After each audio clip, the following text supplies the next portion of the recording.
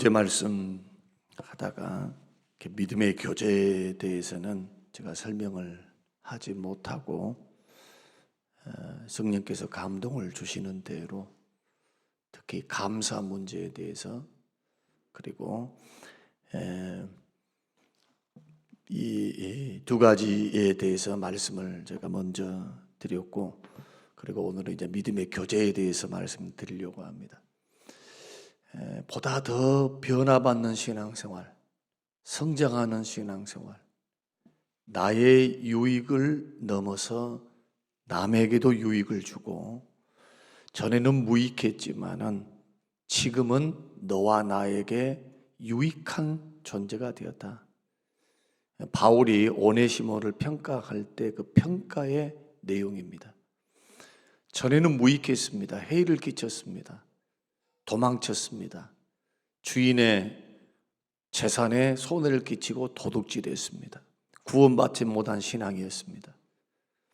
아무리 생각해도 죽음밖에 그에게는 남아있지 않는 불행한 인생입니다. 그러나 복음을 듣고 예수 그리스도를 믿고 구원받고 난 후에 그는 실질적으로 믿음만 변한 것이 아니라 삶의 방향성도 변하고 삶의 목적도 변하고 생각도 마음도 인격도 총체적인 변화를 가져왔던 오네시모, 그 믿음의 변화를 통해서 구원도 받았지만 그러나 육신적인 목숨도 구합니다. 사형당할 수밖에 없는 노예 신분에서 그는 빌레몬, 그 주인된 빌레몬의 그런 용서를 받게 됩니다.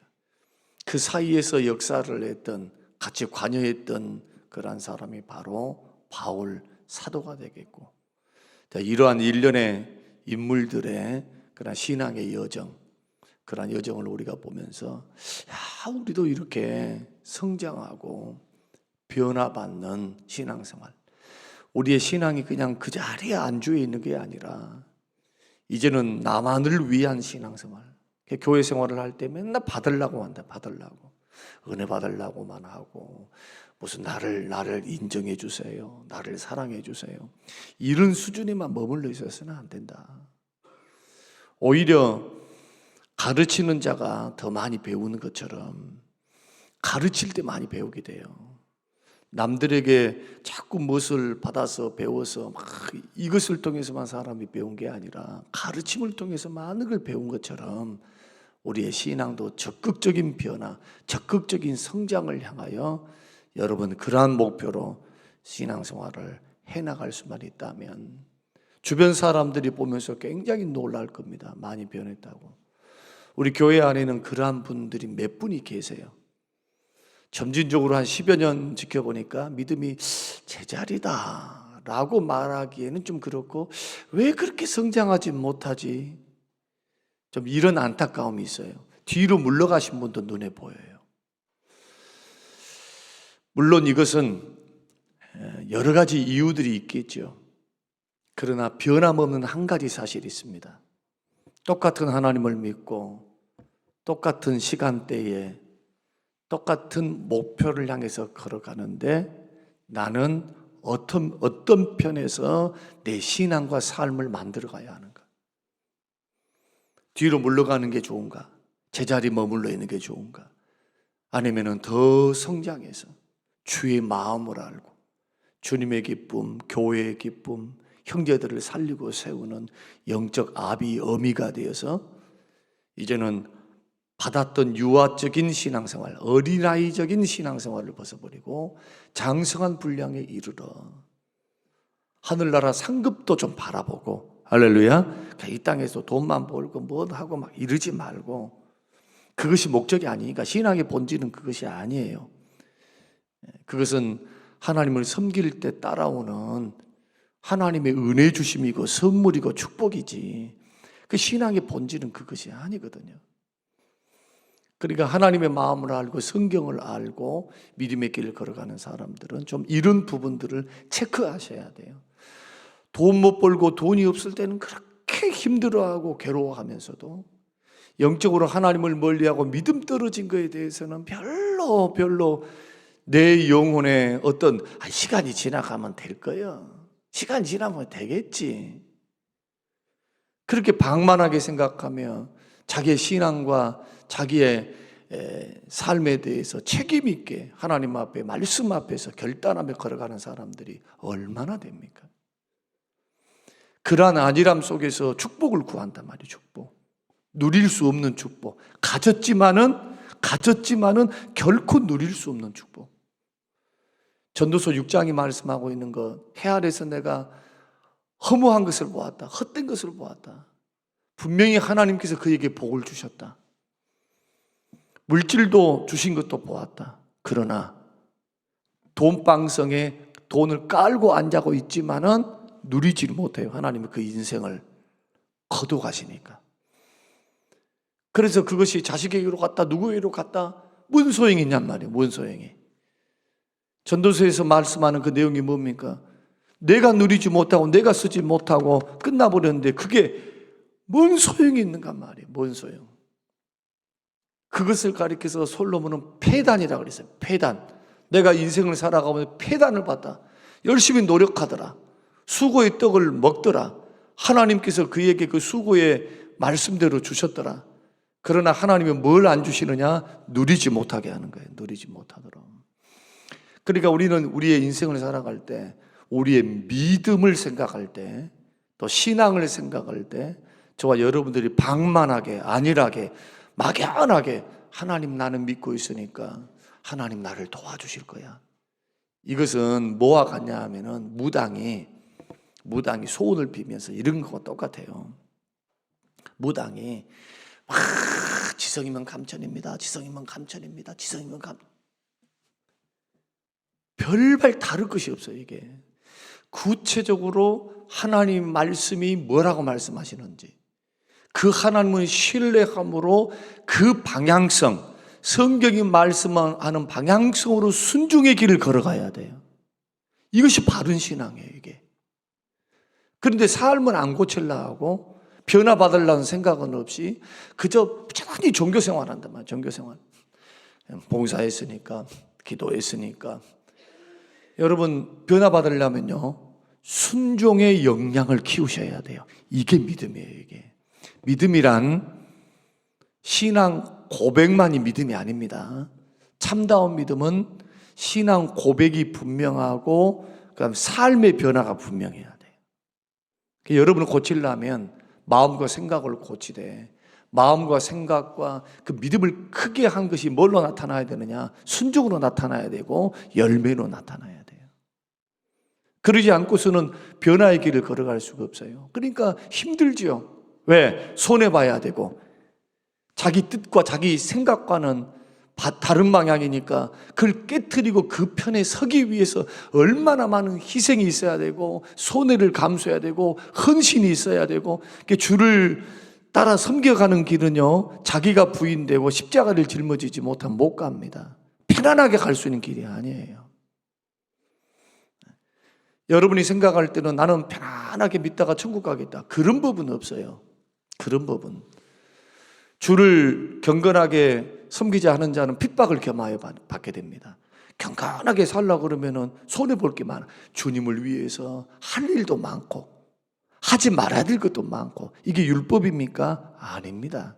이게 율법주의가 아니에요.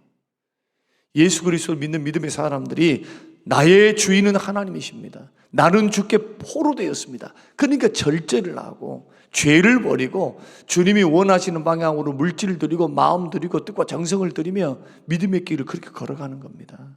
이럴 때 변화가 있는 거예요. 이럴 때. 지금과 같이 안일하게 그냥 착각 속에서 나는 믿음 생활 잘 있어요. 잘한 것만 보지 말고, 잘한 것만 보지 말고, 내가 지금 주님 앞에서 성령께서 요구하신 게 뭔가, 뭘 나에게 하나님은 말씀하시는가, 그것을 통해서 부족한 것을 만회시켜야죠. 그것이 기도 제목이 돼야 돼요. 예를 들어서 나는 너무 성격이 급해서 자꾸 입이 방정맞아. 그러니까 자꾸 뭐가 있으면 불편하면 말부터 하는 물어내는 사람이 있단 말이죠. 그러면 그것을 통해서 나오는 그러한 역사, 열매들이 교회나 주변 사람에게 하나님께 영광이 되지 못하고 덕이 되지 못하는 방향으로 간다면 어떻게 해야 됩니까? 아이고, 나 성격과 꼬라지는 그냥 그래. 성격이 그러니까 어쩐다요? 성격대로 살아야지. 혹시 그럴 분들 계십니까? 하나님의 영광 가리우고 마귀는 역사할 것이고 누군가는 시험 들 것이고, 지금 도덕을 함양해서 인격 수양하란 말입니까? 그런 뜻이 아니죠. 나의 죄성을 철저히 성령께서 지배하고 나의 영혼을 성령님이, 말씀이 나를 지배하셔서, 성령 충만입니다. 이게 성령께서 말씀을 통해서 나를 다스리고 통치하도록 나의 의지를 주께 드려지는 것. 그래서 그것이 성령의 다스림과 통치, 주의 말씀에 부합되지 않으면 끊을 줄도 알고 버릴 줄도 알고 회개할 줄도 알고. 회개가 뭡니까? 뉘우침입니까? 아닙니다. 돌아옴입니다. 돌아옴. 죄를 끊고 버리고 말씀 앞에 돌아오는 거예요. 순종의 길로 돌아오는 거예요. 죄를 지었던 사람이 또 질 수는 있어요. 그러니까 회개는 뭡니까? 그 죄를 끊는 겁니다. 뉘우치고 회개하고 끊는 거예요. 끊어. 그래야 변화가 있죠. 그 장로교인들의 특징이 뭐냐? 한번 구원받아서 계속 구원받았대. 참 기가 막혀. 이 말씀을 이렇게 이용해 먹으면 안 됩니다. 칼빈이나 루터가 그렇게 말한 것이 아니에요. 오늘날 너무너무 오해되어 있습니다. 어떤 부분이 오해되어 있느냐? 하나님의 사랑을 불변하시다. 그 주님은 선택하시면 반드시 구원하신다. 그것은 하나님의 역사입니다. 주님이 그 일을 이루실 거예요. 그러나 구원받은, 참담 구원받은 백성들은 점점 예수 닮아가고 죄악의 틀을 벗고 변화의 길을 걸어가는 사람입니다. 그 자리에 머물러 있는 거 주님 기뻐하지 않습니다. 믿음에서 뒤로 물러서는 것도 주님 기뻐하지 않고. 그래서 신앙생활에는 노력이 필요해요. 노력이. 하나님이 다 하시니까 너희들은 잠잠하라. 왜 그 성경만 봅니까? 열심을 품고 주를 섬기라고 말씀하는데. 그러니까 성경의 양면성을 분명하게 말씀을 통해 적용해야 돼요. 내가 할 수 없는 큰 홍해 바다 앞에서는 바가지 부대를 동원해갖고 우리가 할 게 있습니까? 자, 200만이여 바가지 다 꺼내라. 너희들이 와갖고 바가지 다 퍼. 내가 할 수 없는 일을 내가 어떻게 한단 말이에요 도대체.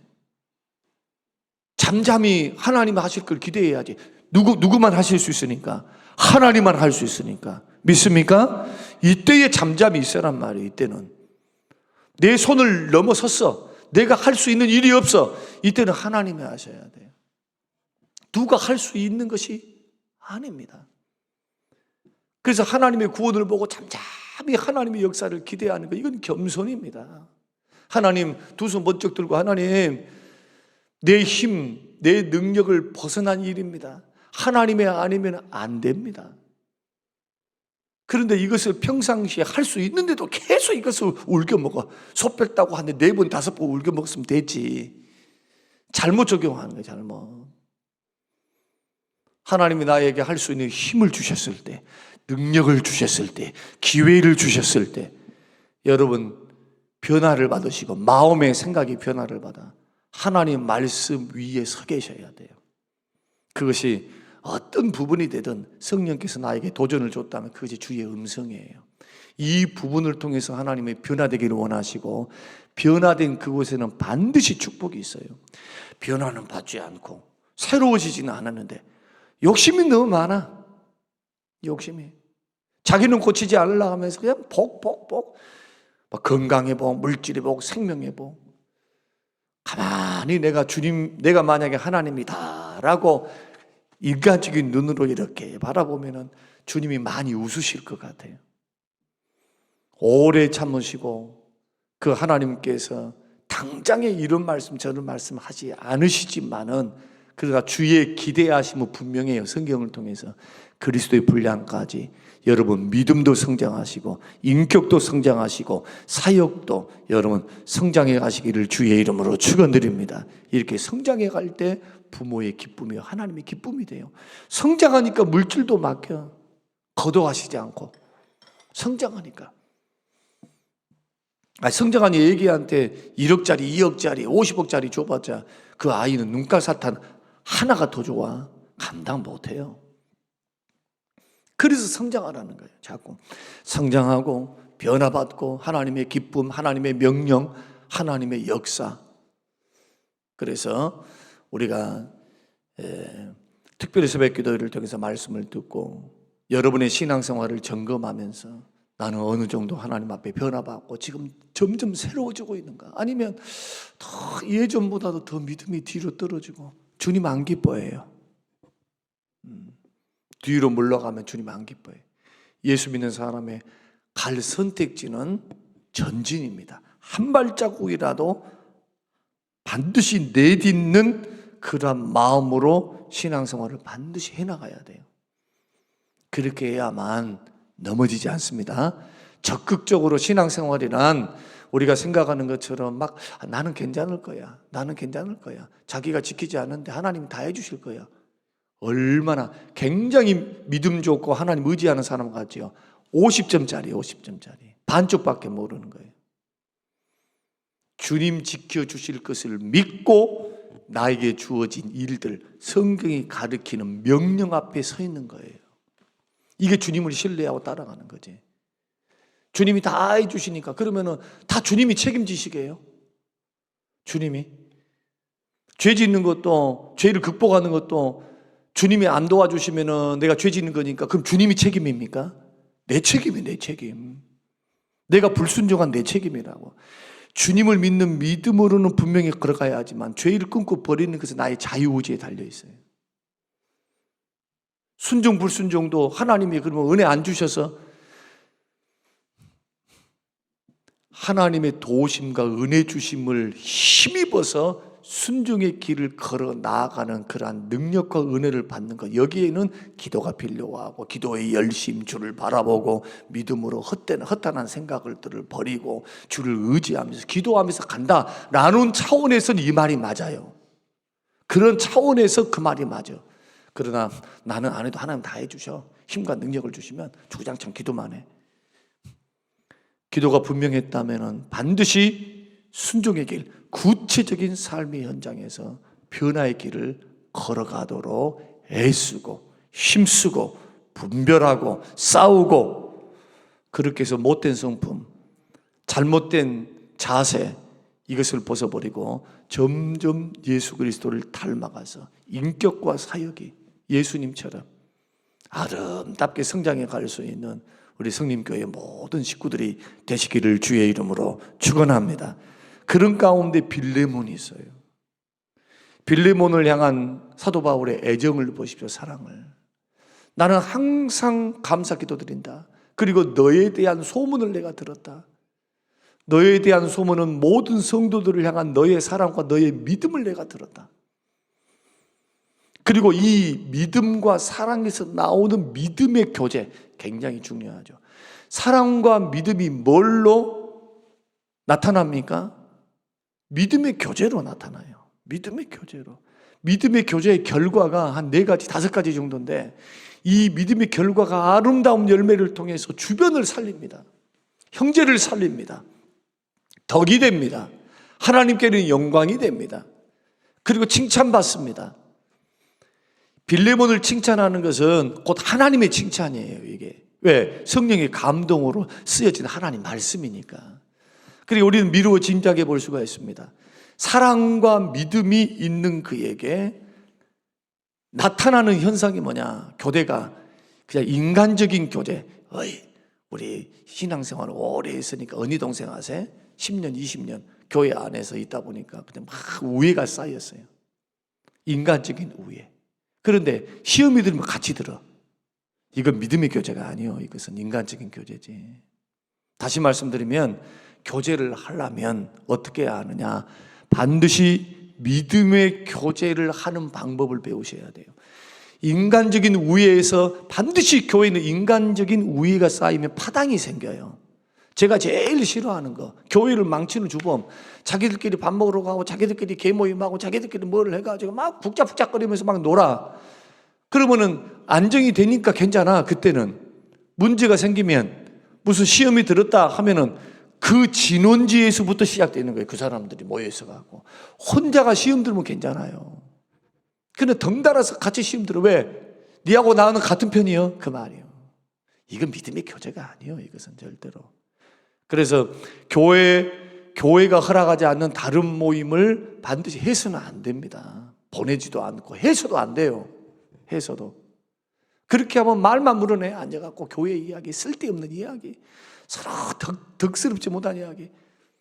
제가 초창기에 와가지고 우리 교회에 한 3팀 정도 있더라고요. 3팀. 그것을 깨트리기 위해서 얼마나 애를 쓰고, 지금은 그런 것이 안 보입니다만 그러나 그런 조짐은 있어요. 여러분 한번 여러분의 교제를 한번 점검해 보세요. 인간적으로 좋고 인간적으로 형제 우애가 되는 것 같고 여기만 머물러 있습니까? 믿음의 교제로 나아가고 있습니까? 그러면 믿음의 교제가 뭔가 하는 것을 우리가 알아야 되겠죠. 자, 믿음의 교제는 뭐냐? 첫째는 신앙 고백이 같아야 돼요. 신앙 고백에 같이 동참되는 거예요. 예수 그리스도를 믿는 믿음 안에. 두 번째, 신앙생활에 동참할 줄 아는 겁니다. 그냥 밖에서 밥 먹는 것은 잘하는데 별로 봉사하는 거, 예배드리는 게 별로 안 해.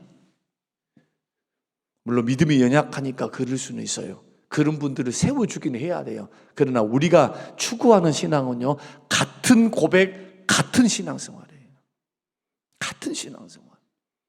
같이 힘쓰고, 같이 애쓰고, 같이 노력하고, 같이 봉사하고. 세 번째는 서로를 위해서 기도하는 교제.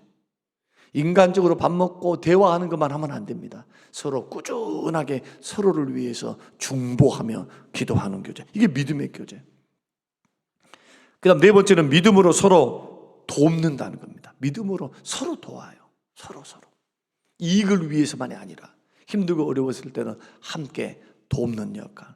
그 다음 믿음으로 살기 위해 서로 힘쓰는 것. 그러니까 우리의 즐거움만을 위함이 아니라 믿음으로 살기 위해 서로 힘쓰는 거예요. 즐거운 일에는 동참하고 즐겁지 않은 일에는 동참하지 않는 게 아니고 주를 위한 일이라면 함께 마음을 쏟아서 이렇게 믿음의 교제를 해나갈 줄 알아야 교회가 한 방향으로 성장해 갈 수가 있습니다. 이것이 믿음의 교제다. 그럼 한번 점검해 봐야 합니다. 나는 교제의 바운더리를 이렇게 세워서 지금 신앙생활을 하고 있는데 순이 됐든 기관이 됐든 우리의 교제는 인간적인 교제에 치우쳐 있습니까? 아니면 믿음의 교제 안에 있습니까? 우리가 가야 할 방향은 믿음의 교제예요. 할렐루야. 그러면 믿음의 교제는 어떤 결과를 가져오느냐? 첫째, 선으로 나타난다. 6절, 우리 가운데 있는 선을 알게 하고. 선이 뭡니까? 믿음의 교제와 인간적인 교제의 다른 점이 이거예요. 자, 누군가가 시험 들었다 해보십시다. 누군가가 시험 들어서 이런 이야기 저런 이야기 듣고 막 시험 들어가지고 막 힘들어해. 그러면 누군가가 찾아가지 않겠어요? 교제권에 있는 사람이 찾아가서 내가 그 사람하고 친하다고 일방적으로 그 말만 귀에 딱 담고 내가 사랑하고 내가 좋아하는데 네가 그렇게 시험 들었어야, 그러면서 자기도 그 시험에 동참해. 동참죄를 범하는 거예요. 거기에 일방적으로 말에 귀를 기울이지 않습니다. 이해시키고 참도록 이기도록 권면하겠죠. 바른 생각할 수 있도록. 이게 믿음의 교제예요. 이게 선을 이루는 겁니다. 그러니까 여러분 친한 사람들하고 함께 같이 있을 때 기억하셔야 됩니다. 그냥 인간적인 정만 가지고 있으면 지금은 잘 몰라요. 지금은. 그래 그 중에 시험에 한번 딱 들어봐 봐야 알아. 시험에 들면은 우리는 교회와 하나님의 덕과 하나님의 영광과 그리고 반드시 그 속에는 선이 나타나는가, 아니면 함께 한 사람이 시험 들었는데 자기들이 다 시험 들어가지고 막 이상한 눈으로 막 소문을 만들어내고, 우리 교회는 없으니까 자신 있게 설명하는 거예요. 지금 분란이 나는 교회에 이런 설교하면은 또 목사님 뒤에서 얼마나 시험으로 쳐다보겠어요. 미연에 방지하는 겁니다. 여러분 함께 멸망의 길 걸어가지 말고 시험의 길 걸어가지 말고 교제를 할 때는 반드시 마음의 중심을 다 지키셔야 돼요. 마음의 중심. 믿음의 교제를 하리라. 서로가 선한 영향력만 주고받는 게 아닙니다. 악한 영향력도 주고받아. 그러니까 분별을 잘 하셔야 돼요. 친구를 사귀더라도 자꾸 친구인데 부정적인 말을 하면은 죄송하지만 그 친구는 좀 멀리 하셔야 돼. 여러분에게 유익이 안 돼. 절대로. 부정적인 사람하고 계속 있어 봐봐요. 자기도 모르는 사이에 부정에 기울어져 있어요. 희한하죠? 자기들은 몰라. 그러나 밖에 있는 사람들은 보인단 말이에요, 그게. 그 교회 안에는 여러분 주님을 딱 중심으로 해서 믿음의 교제는 이렇게 나타나요. 악으로 안 나타납니다. 절대로. 선으로 나타나요. 두 번째로 모든 것이 그리스도께 이르도록 역사합니다. 오늘 본문 봐보세요. 자, 빌립보서 1장 6절 이로써 내 믿음의 교제가 우리 가운데 있는 선을 알게 하고 그리스도께 이르도록 역사한다. 교제를 하는데 자꾸 강남가 주일도 빼모르고 놀러 다녀버리고 뭘 해버리고 저걸 해버리고 저를 한두 번이면은 봐줄만 하는데, 근데 이제는 팀을 이루어서 막 놀러 가면서 무슨 막 일이 돼버려요. 놀기를 좋아하는 사람을 따라다니면 그래요. 믿음이 없는데 놀기를 좋아하면 여러분 그거 절대로 좋아하지 마세요. 그거 세상 사람들이 하는 버릇을 그대로 교회에 와서 그렇게 해서는 안 된다. 평일날 하면 되잖아. 평일날요. 그런데 하나님의 일이 있고 나의 사명이 있고 하나님 앞에서 있는 일들이 있는데 그것은 언제나 뒷전이고 다른 길로 걸어간다면 한번 믿음의 교제인가 하면 한번 조금 생각해 보라 이거예요. 이런 것을 점검하는 것은 지혜가 된다. 그리고 이 모든 것은 어디로 향하게 되느냐? 믿음의 교제는 그리스도께로 향해요. 자기들만 똥물똥 뭉쳐가지고 자기들만 막 사랑합니다 어쨌습니다. 남들은 배타적으로 생각 안 해도 밖에 있는 사람들은 그 끼리끼리 모여있는 그 사람들을 볼 때 소외감을 느껴요. 그거 아셔야 돼요. 그거 조심해야 돼. 교회 생활은요. 너무 친하게 지내는데 자기들은 모른다니까. 그러나 밖에서 소외된 사람들을 볼 때는 그 속에 아이고 저기는 우리가 못 들어가. 여러분 우리 교회에 오는 새가족들한테 물어보세요. 나도 이 무리 속에 들어있어 갖고 이제는 감각이 많이 무뎌졌나 봐. 나는 우리 교회 너무 좋거든요. 그런데 밖에서 오신 분들은 이게 보인대요. 벽이 보인대. 벽이. 없는 교회는 없겠죠. 그러나 이런 부분들을 우리가 조심하자는 거예요. 그래서 열매가 어떻게 나타나느냐? 인간적인 교제를 뛰어넘는 믿음의 교제는 교회에 덕을 세운 것뿐만 아니라 그리스도께로 향하게 자꾸 만들어주는 거예요. 형제들을 신앙 안에서. 그래야 그 형제가 살 거 아니에요. 세 번째로 7절 형제여 사도들의 마음이 성도들의 마음이 너로 말하면 평안을 얻었으니 평안이 얻어. 평안.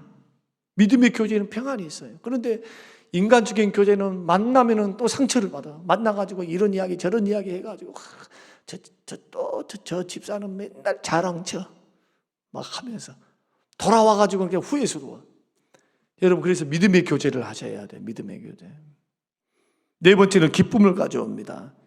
내가 너의 사랑으로 많은 기쁨과 위로를 받았다. 기쁨과 위로가 있다. 그리고 마지막으로는 따라서 해보십시다. 천국에까지 영원히 계속되는 교제. 여러분 여기서 끝나버리면 그냥 끝나죠. 그러나 우리의 믿음의 교제는요 천국에서도 영원토록 보셔야 돼. 그러니까 여러분 교제할 때 상처도 받고 시험도 들고 다 과정은 겪겠지요. 그러나 방향성은 분명해야 돼요. 변화받으려면, 성장하려면 반드시 믿음의 교제를 하세요. 한 번 보고 끝날 사람이 아니단 말이에요. 영원토록 천국에서 주와 함께 살면서 우리 또 천국에서 다 만나요. 다. 안 만날 뿐. 목사님 싫어서 난 지옥 갈래요. 나 다른 데 갈래요. 없죠. 그러면 지금부터 어떻게 해야 되느냐? 막 교회 탓하지 말고 누구 탓하지 말고 내 자신이 이제부터 인간적인 교제에서 이제는 믿음의 교제로 승화시켜야 되라. 그냥 니도 좋고 나도 좋고 기쁨은 끝난 게 아니라 반드시 그리스도께로 향하게 하고 그 교제를 통해서 선을 이루고 평안을 주고 기쁨을 주고 위로를 줄지언정 슬픔을 주고 시험을 주고 괴로움을 주고 아이고 저 모임에 갔더니 누구 때문에 나는 못 살겠어. 아이고, 결코 여러분 고문관이 되지 마시고 나는 친밀한 믿음의 교제에 서겠다라는 결단을 가지고 오늘 믿음의 길을 잘 걸어갔으면 좋겠습니다. 우리 교회 앞으로 하나님이 일하실 것을 저는 기대합니다. 앞으로 우리의 그릇 위에, 지금 이 그릇 위에 많은 사람들을 수용하게 될 거예요. 여러분의 신앙의 수준이 미래 교회의 기초가 될 거예요. 기초. 맨날 싸우는 교회는 싸우는 것처럼 사랑이 있고 바른 믿음이 있고 바른 섬김이 있고 위로가 있고 기쁨이 있고 평안이 있고 선이 있고 얼마나 감사해요. 그러면서도 모든 성도들이 그리스도께로 향하게 하는 그러한 교제가 여러분 풍성하게 이루어지셔서 성도의 교제를 통해서 신앙이 더 성장하고 변화되고 서로 선한 영향력을 주어서 함께 동반 믿음이 성장해가고 변화되는 귀한 교제가 되시기를 주님의 이름으로 축원합니다. 고마우신 하나님 아버지 감사합니다. 주시는 귀한 말씀을 마음에 깊이 새기게 하시고 변화된 길을 걸어가기 원합니다. 주여 새로워진 길을 걸어가기 원합니다. 성장의 길을 걸어가기 원합니다.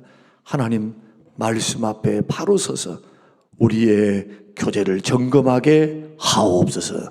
감사드리며 예수님 이름으로 기도합니다. 아멘.